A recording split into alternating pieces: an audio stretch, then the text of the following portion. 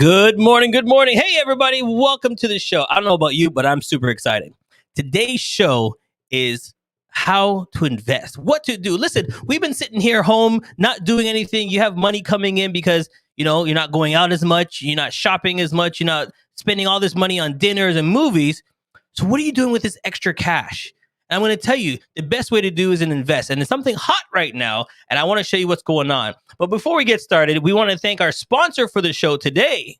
Right there, Bitcoin Exchange. If you want to exchange, know a little bit more about it, that is our sponsor. They'll be sponsoring our show for this whole week. So we'd like to thank them. Give them a big round of applause for sponsoring the show this week. All right, without further ado, let's bring the man on himself that's going to tell us what to do, how to do, and how to do it. Bring him on. Peter, where are you at? No.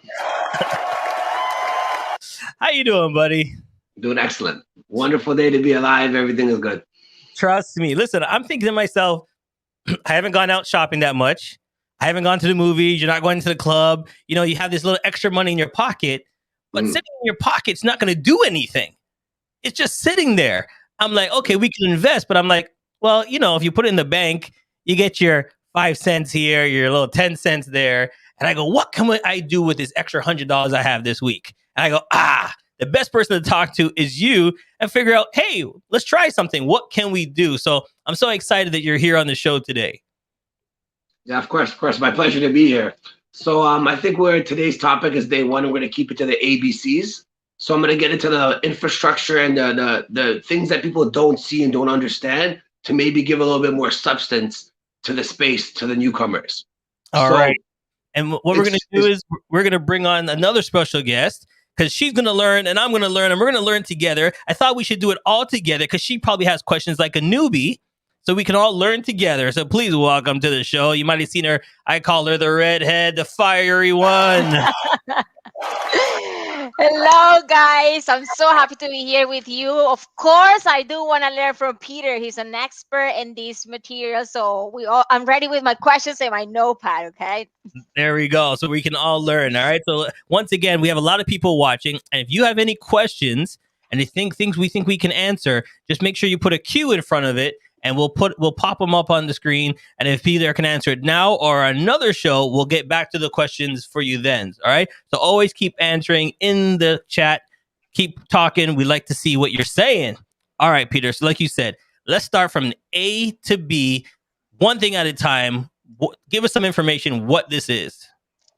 Okay. So the two main things I'm going to elaborate here is why it's digital rarity and the importance of digital rarity to humanity, which is the first technology to bring this. And part two, you're going to understand why they call it digital gold. So I'm going to tell a little quick story of infrastructure. Like, why did banks become relevant in the first place? Because when we use gold as money, and the wealthier you got, it was very difficult to lug around big amounts of gold. People could steal it from you. It could get lost, many factors. So banks started holding gold, and then they started giving us paper vouchers for the gold. And when you trusted institutions, that was the first form of paper money, right? So it was a needed service. Let's fast forward and not get into a long history lesson to 2021. What are banks needed for today? They've long time ago switched from holding gold to just for a while there was massive amounts of cash and gold in their vaults. But since 1971, let alone the last 20 years, it's more about digital security. So a bank is not storing bars of gold, and most banks have a few percent, 1%, 2%, 3% liquidity, meaning that means if they have $1 million in there, they only have $30,000 of cash sitting around. Cash is not why you use a bank anymore. You use a bank because of their digital security that you trust. You know that if you're going to your online banking or they use your Visa or your debit, something about that institution, you don't necessarily know the details, but it works. Mm-hmm. So they're offering you digital trust, right? It comes from a central place, which is not necessarily nothing wrong with that, just understanding why we use those infrastructures. Now, going back to Bitcoin, it's not the first attempt of digital rarity. There's been many failed attempts of people looking to create something digital and rare. So Bitcoin is just the first one to pull it off. It lasted 10 years and it's still a form of digital rarity, meaning that if I send this digital rarity to 5 different people, the person I send it to very first has it, not me, and nobody else has it. It's verified. And to give you a little side story to understand how this works too, is the infrastructure, let's say, of downloading music when we started. If anyone remembers, in the early days, it was Napster. So that's how you downloaded music. It was a centralized service that you were able, that had an infrastructure for you to download music, which was awesome. It was unfortunately not following copyrights, and it got closed down. After that, I had about a half a dozen LimeWire competitors that did the same thing. They're a centralized service that offer you a way to download music. They all got shut down. Now, fast forward, what ended up happening? The first distributed computer network that I know of that exists on the web before Bitcoin was BitTorrent, which still exists to this day, Pirate Bay, whatever it's called. It's a way to download music that runs on millions of people's computers, and there's no one place that you could stop it from, because it's just a program that millions or hundreds of million people are choosing to use. So Bitcoin is the same concept, but instead of downloading music, it took it a step further and it made something digital and rare. And why do we take gold? Why do we like diamonds? Why do we like silver and certain rare paintings? Because they're rare. So there's only 21 pieces of this digital rarity. Each piece is called a Bitcoin and has 10 million Satoshis. That's the penny of Bitcoins, right? The smallest unit. So you have to think about, there's only 21 digital rare Bitcoins on this planet, and there's never going to be more. When people wanted more gold, they created more gold mines. When people needed more paper assets, they created more banks.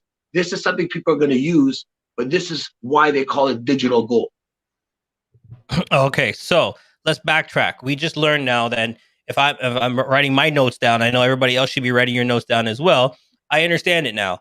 Back in the day, miners went out, back in the cowboy days, they're walking around with all this gold and silver and everything. And you can't keep that on the horse. Okay. You can't be jumping around on a horse with all that gold. So you went to the bank, handed it in, and then they gave you a piece of paper saying, this is how much you had. I know it's safe. You can go with it. This is your proof that you have it. And this is where the paper started coming in, and somewhere we needed to hold it. And as it grew, it came into that same aspect of bank, money, paper, bank, money, paper, then bank, money, paper, then coin. But then, as you said, look at the world we live into now. It's gone back to, we have a bank, but now we're using a card. We just tap and go. We're just using a swipe card. We just tap and go. So it's come full circle right back. So there you go. So if you didn't understand it before, here it is. So then the question is, why should somebody get into it? Someone should get into it for many reasons. So we could start off with the financial side of it, right? When you have a new technology emerging and it's hit a momentum curve that's proven now, like there's almost no digital network that we could find that's hit $1 trillion on this planet. The Apples, the Amazons, once they hit $1 trillion, they might have had some hiccups down the road, but they never went away. So we've never had $1 trillion asset that went global that disappeared on us through a network effect. So Bitcoin doesn't have a CEO, it doesn't have a company. It's a movement that people are choosing to talk about, like we are today. People are listening about, people are essentially, it's a multi-trillion-dollar marketing machine that no one's putting actual dollars in. And the actual hard worth of it is about $1 trillion more or less on today's market cap, right? So when you have, this is the first time that something came from the people that got started using by big players and big institutions, and now governments are talking about adapting it. Every other time we've had forms of payments or form of movements like this, it started from the top down. So for the first time, something started, and we have the opportunity at the same time as the wealthiest people, the most powerful, influential people right now started buying it. Like Tesla started buying it at 38,000. There's a bunch of companies buying it at this price range. You as an individual, whether your account is $150, $15,000, $1,500 you start with, doesn't matter, $50, and the number's not relevant. You have taken the same actions as the elite, and we've never had that option as human beings. And now you listen to these people who are changing the planet, and they're saying, oh yeah, humbly, of course, it's going to go to at least 10 trillion. So let's just keep it at that market cap. Let's not talk about where it could go, and we're just keeping it in the medium short-term future. Whether it corrects in the next year, in the next 5 years, if you're willing to put something and wait 5 years, and you know it could, the greatest minds are all taking action in the space, putting their own finances, times, their company names behind it, accepting it. It's most likely something you want to be part of. And we may not see this again, because we've never seen this before in any human lifetime, where the average person could capitalize just as much as the biggest organizations on the planet. Okay, so it's something that started in ground up. See, I didn't know that. I'm glad that I'm learning from you. So I thought this was like the government that put this together or something else. This is like a strong base. So now that they see that's happening, other big companies want to get into it. Like you said, I saw Tesla. How many? Everybody's jumping into it now. They were scared of it before, but it's secure. It's something that it's there now. Talk about how secure it is. Well, like when I entered the space in like early 2015, there was still a argument where if you took the supercomputers of the world and somehow had Apple talk to Microsoft and agree with the American government and agree with the like whatever other things like that, and you had a conglomerate of, let's say, all the supercomputers link up, there was a chance you could compromise the Bitcoin network. This was 2015 we're talking. This is based on guys who understand the technology much better than me.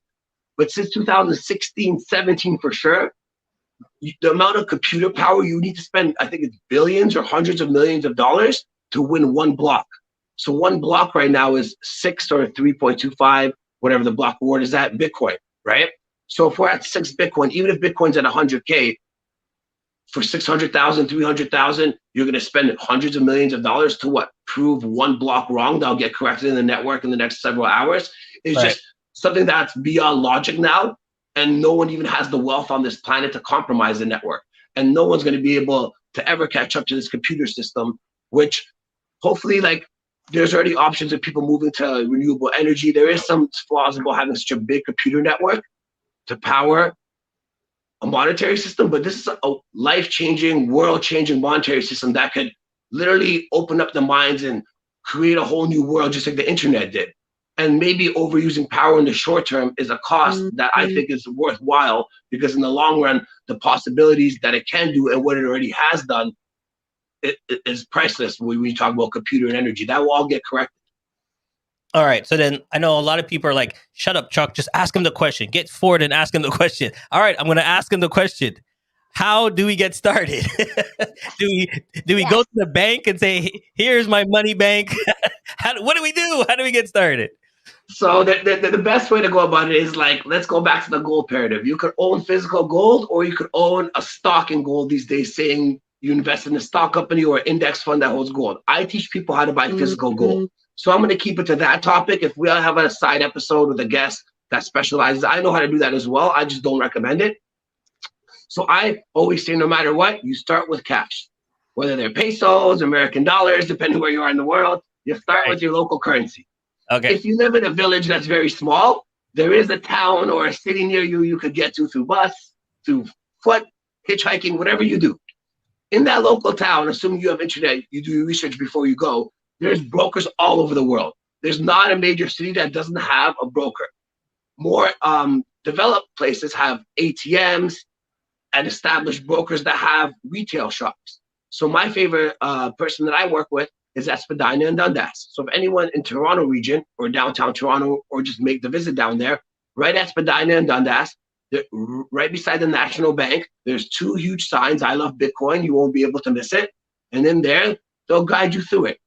The step before that is downloading an app on your phone. If you really need, the person in there could guide you, or your local broker in whatever town could guide you. I could guide you through a phone call, but it's not complicated. It's about downloading an app on your phone and then making sure most of them make you write down 12 words as a security measure. I know it's a new thing. It's the difference between this space and the bank is you could call them and they'll reset your passwords. Here, if you lose your passwords, there's no one to call. So there's pros and there's cons to that. The cons is you could lose your money. So they give you these words as a safety mechanism. If you lose your phone, if something happens, as long as you have those words and you re-download the app, your money's safe. And the important part that people forget is if you start putting reasonable amounts of money or it grows to be something, don't have the words in one spot. One of your kids' friends will be smart.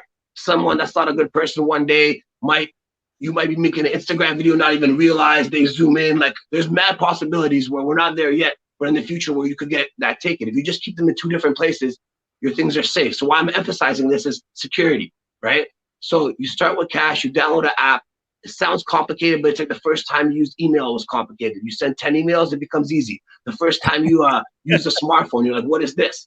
Now imagine living without it, right? So the first time you use Bitcoin, it's not going to be that uncomfortable, but it'll be a little bit uncomfortable. but that's fine. That's how it's supposed to be. Use it 10 more times, and then you'll get a better feel of it. All right. So just let the viewers know as well before we get to you, Maria. I know you have a bunch of questions. I saw that the pen started to catch on fire. So don't worry. I'll get to you.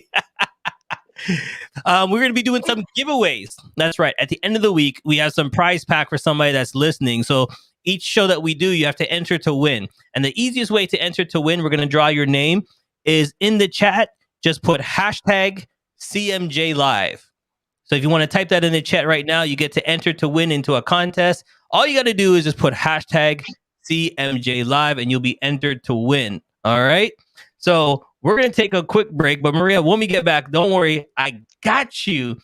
We'll get you your questions. And we have some other questions in the chat as well. So we're going to take a quick break. But when we come back, we got your questions. And do remember, we like to thank our sponsor for sponsoring this show, because if they know that we know there's something coming up, this is the best thing to do. Stay tuned. We'll be right back. CMJ Entertainment is a one-stop shop. CMJ Entertainment helps people do any type of events, and it's a marketing tool as well. So we'll cover everything from start to finish. If it's a wedding, we'll make sure your wedding is over the top. And if it's an event, we make sure that everybody gets information at the end of the day. Give us a call at 416-414-8964 or online, go to cmjent.com. Yes, we are back live, and I have some questions coming in. All right, so they want to know like which apps to use, what apps to go into, which ones would you recommend. So we can talk about that, but then we also need to talk about if you're app savvy. And if you're not app savvy, then that's where Peter comes in. Okay, there you go. So here you go. I want to put Peter's website up. All right, you can go to his website. He has all his links right there. He can guide you step by step, because there's so many out there. You know what I mean? You want to make sure you get the best one that you understand and the best one that you feel comfortable using. Because like he said, a lot of people like Gmail, a lot of people like Hotmail, a lot of people are still using different email addresses. It's whatever makes you feel comfortable. That's the one you should get into, because there's so many out there. So there you go. So Maria, you can go ahead. I know your pen was on fire earlier. You had a couple of questions. Go ahead. It is. And one of my questions is regarding to the app, because when I Googled that, it's like there's so many apps, and which one you should go to that you're not going to get scammed or that you're not going to lose your money. Some of them ask for credit cards so that you buy with a credit card. So what do you think about that? And apps that you recommend, what do you think about should we buy with credit card just to make our life easy, or should we just go to the place in Toronto when it comes to $100 to invest on? So give me your thought. I have many questions. Okay, so give me that thought first. Okay, well, whether you're in Toronto, right, you don't have to go to Spadina Dundas. If you're buying $100 and you just want to learn how to use the technology, you could Google a Bitcoin ATM, or there's a website. I think it's called. You'll be able to find out. I'll pull up the link after, and the link lets you know all the local ATMs around you. And even if you live in a borough, not in Toronto, you live in North York, or they're pretty much everywhere. A lot of convenience stores have them. The difference is ATM might take about 6 to 12% fee, where the broker will usually take 3 to 6. So you're gonna save. Like if you're buying bigger amounts, it's gonna add up. But if you're buying $100 and it costs you $8-10 your first time to learn how to use some Bitcoin, that's just the cost of doing business. It's a learning experience, right? When it comes to the wallets, I'm gonna recommend just a big one that everybody probably knows about and uses that's in the space. And I'm not biased towards this one. There's lots of great ones, but I just know the team behind it and I know what they stand for, which they're the least likely to give you a headache in the future. So Binance is an exchange that's not a wallet. So if you were like planning to buy other coins, besides that you start with Bitcoin, but you want to do some more experimental because you think they're better prices or whatever the case may be, I would just sign up right to Binance. Then when you buy your Bitcoin, it goes right there. They let you pull out 2 Bitcoin a day anonymously. And by the way, with your answer with the credit cards, any one platform that doesn't let you skip it, that's a perfect sign of don't use that platform. So everyone that's legit will let you skip all personal information, skip credit cards. If for some reason it's not letting you skip to join the wallet, there's your telltale that that's probably not legit. Because every legit Bitcoin wallet and exchange will give you the option to be anonymous. It might warn you and say something like, you could only pull out 1,000 USD a day until you verify your account. But even with that warning, it'll still let you skip and enter the exchange. If someone is like squeezing you for the information, that's big tell signs. I don't, side note, don't recommend either buying with credit card also because you're documented forever. So if you want to, let's say, change locations of where you live, right? And you bought your Bitcoin at whatever price, 5 years later, you're living in a different place and you do want to pay taxes there for some reason, right? You have the choice to do it. But if you buy it with your credit card here in Canada or wherever you are, it's documented there forever. And the laws in Canada, the way they work is you owe them that tax for the rest of your life. So if you could buy it anonymously and keep it at your terms, it gives you more options. That's why by all means, I avoid email transfers, credit cards, and just keep it to cash because it gives you all the options. You could still have all the benefits. And most of these platforms take a few percentile anyway. They do take 2, 3%, 4% for using credit cards. So it's not like you're saving much. Some will give you 1, 2% for using bank accounts. But if you're getting in for the long term, those numbers aren't really relevant. So back to Binance. Binance is the exchange. Binance's wallet that they made, meaning their version for the app for the phone, is called Trust, Trust. So that's a good name, Trust. They make you write down the 12 words, which I like. That's why I recommend them. And Binance lets you pull out 2 Bitcoins a day anonymously. So by today's rate, that's about 107,000 US every single day you could put in and out anonymously in Binance. So that's a pretty big number. So how will you take the money out? You take it out right back to your Bitcoin broker. So when you have, let's say you buy whatever, 1% of a Bitcoin, right? So that would be 540 US dollars today, right? Then Bitcoin goes to $1 million, let's say, right? All of a sudden you have $10,000. You go back to the same broker, same ATM, and you sell them the Bitcoin for cash again. Or better yet, by then you'll probably be able to buy whatever you're looking for with Bitcoin. And when we're fast forwarding 5 years, whatever you're looking to buy, whether it be islands, planes, cars, clothing, you're going to be able to use your Bitcoin directly. You already can through intermediaries to buy almost anything on the planet, but more and more companies, like right now, if you're going to buy a Tesla, you don't have to sell your Bitcoin to cash to get a Tesla. They'll gladly take your Bitcoin. And there's going to be more and more companies. You want to go to space, to the moon, they'll gladly take your Bitcoin. They actually prefer it. They don't want your dollars, right? So yeah, it's already becoming more and more acceptable. And now they brought back the credit cards. The banks fought the crypto space a few years ago. So we had credit cards that I had from Asia, South America that I was able to use throughout Europe, throughout America, different parts of the world, the Caribbeans.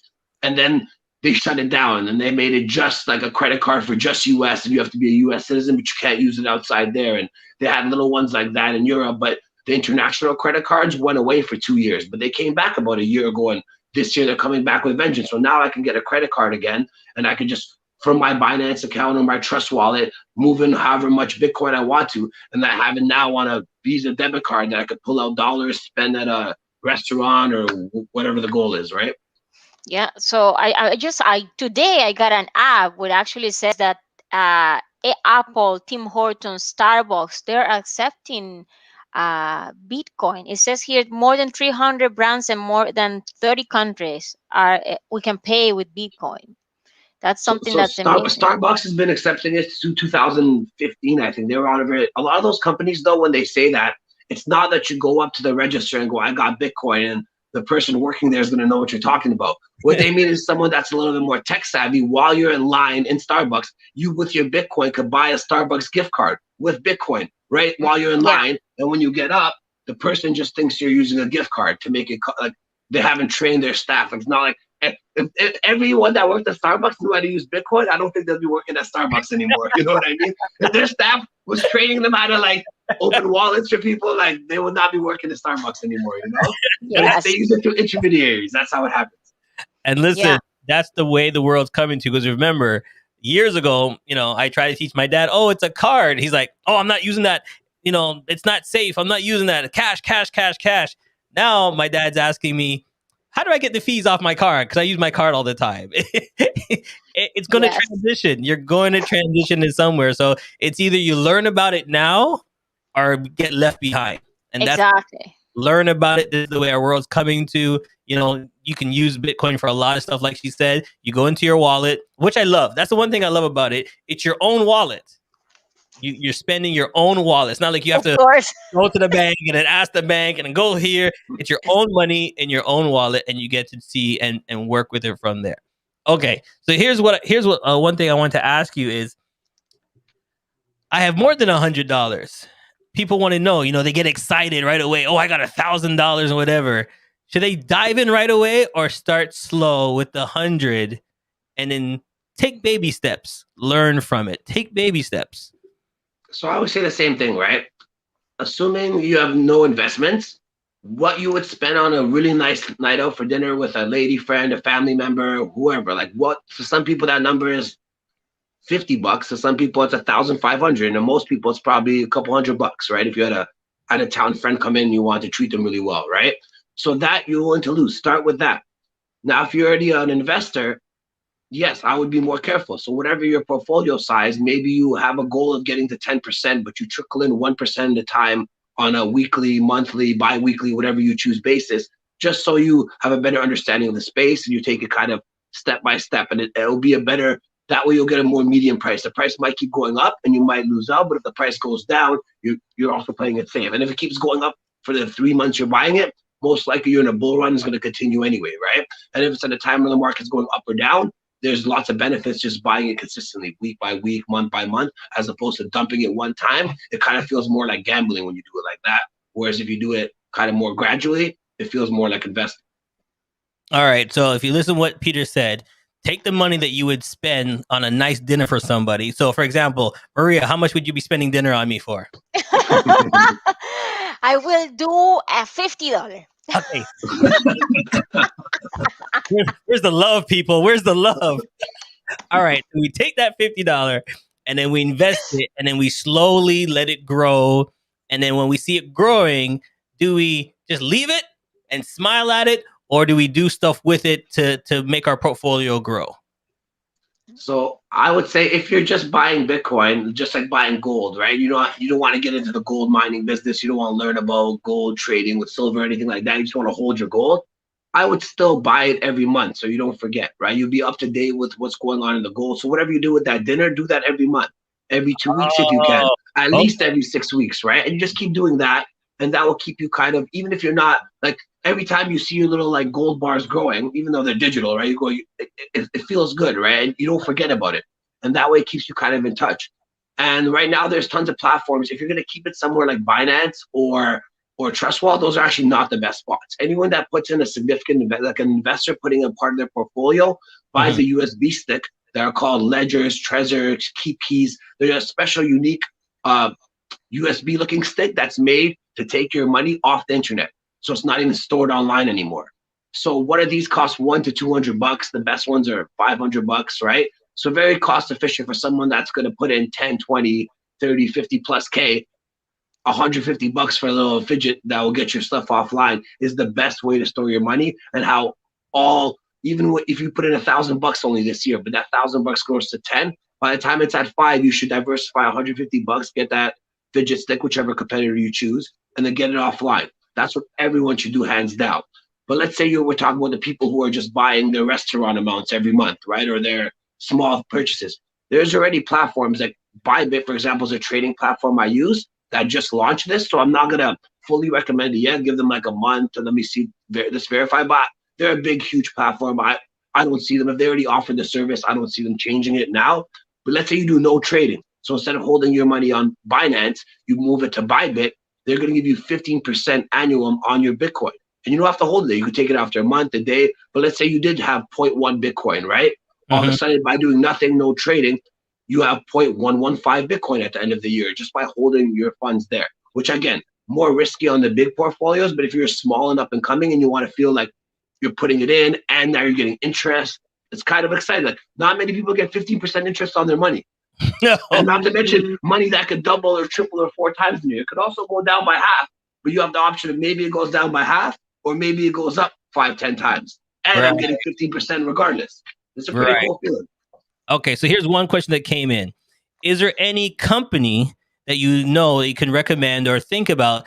If we go with them, they give you an offer to start with them.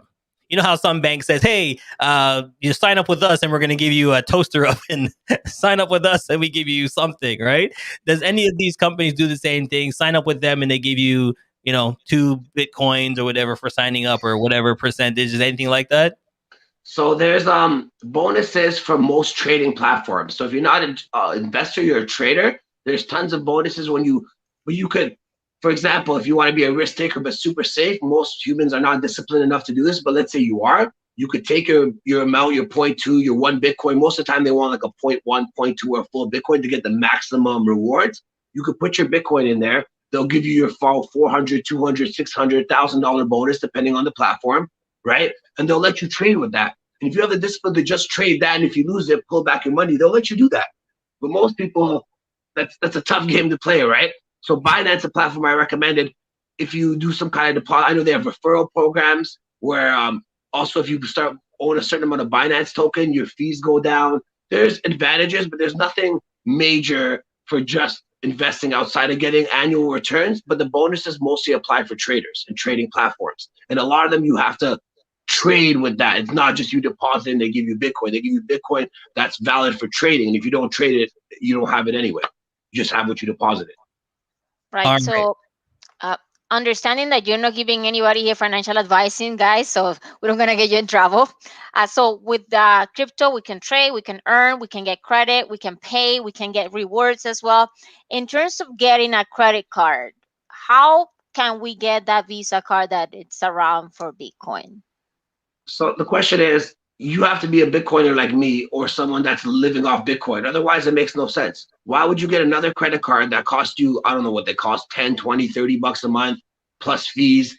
For what reason? Unless you're spending your Bitcoin today, and what are you spending it on? If you're in Toronto right now with us, go get cash. You know what I mean? Like she'll cash you out $50,000, no notice. Like you could do that every 2 days if you want to, right? So I don't see the benefits of a new time or having a credit card unless they're a certified investor that's going to put a chunk of their portfolio in over the next quarter or two.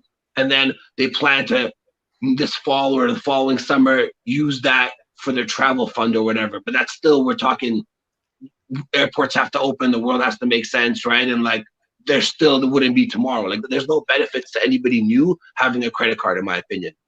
Yes, great. Yeah, I know we're passing time, but I have one more question. Go ahead. In terms of the regulators in Canada, I heard that now accepting something about Bitcoin specifically. What would you have to say about that? So again, like we could get a person on the show that specializes in that world. I'm just gonna be very transparent. I'm an anarchist. I teach people how to go outside the system. And when you go outside the system in our world, you still have the option to later on go, hey guys, I still want to whatever, but you don't have to.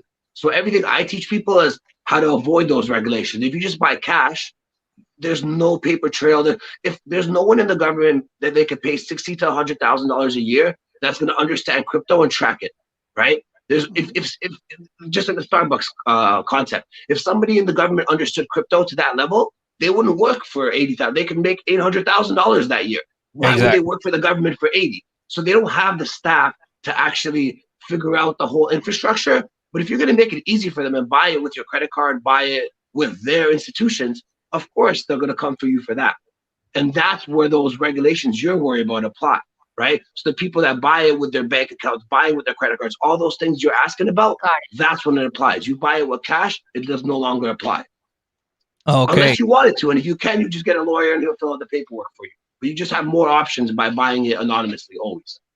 Right.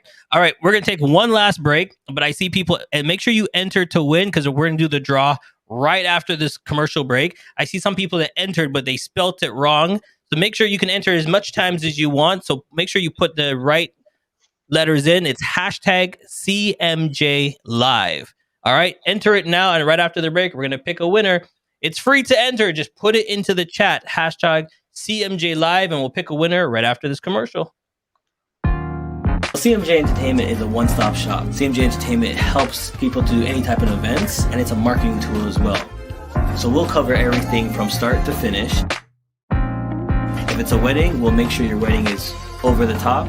And if it's an event, we make sure that everybody gets information at the end of the day. Give us a call at 416-414-8964 or online, go to cmjent.com. All right, we are back live, and I'm just putting it in. I'm going to give you guys 2 more minutes just to enter properly, And then we're going to pick our winner for our first enter break today. You never know what it is. It could be a free one-on-one call with Peter. It could be entering. We could be doing one-on-one calls. Enter to win right now. Just put it in CMJ Live. There we go. We got some more people entering real quick before we pick our winner. All right, my friend. So I'm going to do it. I'm going to jump in. And you know what it is? We can use me as the GOAT to learn how to do it. And I'm going to jump in with you. We're going to do it off the air. I'm going to bring and show everybody my screens and show everybody what I'm doing a little bit at a time, and they can learn step by step. So if you want to learn step by step, make sure you tune in to next week's show. We have another show coming on Wednesday, and we're going to talk about more about each step, how to grow better and do something different. Because the way the world is right now, we have to try things new. You know what I mean? Don't be scared to try things new. Mm-hmm. And like he said, start small, okay? If it's dinner, like she said, it's $50. It's fine. Start small. All right. We're going to share screen right now, and we are going to pick a winner. This is your last chance to enter to win. Hashtag CMJ Live. Put it in. I'm going to hit the button pretty soon. Here we go. I'm going to share screen. There it is. And we're going to draw. This is your last chance. Here we go. Let's do this.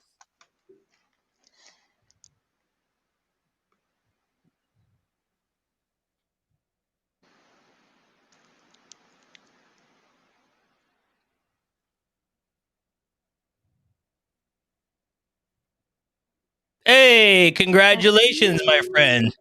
We are going to send you get your email and contact information. You'll be entered into our major draw at the end of the week. So congratulations. We'll get your name and hashtag and email, but congratulations. There we go. That's how easy it was, everybody. All you had to do was put in a hashtag and you could have been the winner. It's real simple. All right. So Peter, my friend, thank you so much for giving us your knowledge and your time. We really appreciate it. And Wednesday, like I said, we're coming back Wednesday to get more information on what you need to do. So make sure you share it with your friends. You have any questions or anything, go to his website. Link him on his website right there. Or send him an email. Here, I'll give you time to write it down. I lost the volume. There you go. All right, everybody. Thank you so much for watching. We will see you next week. And maybe next week, Wednesday, Maria's going to up her dinner from 50 to maybe 75. Come on now. Yes, I will. All right, everybody. Thanks for watching. We'll see you next time. Bye. Thank you, guys. Has come to an end. But the fun doesn't have to stop here. If you have any questions, suggestions, or feedback, head over right now to Twitter and Facebook and like, share, and get involved. Join us next time. Please be advised that this podcast is meant for educational and informational purposes only and is in no way a replacement for legal or medical advice. The opinions contained within are solely those of the interviewers and interviewees and should be received as so. Those seeking help or advice are encouraged to obtain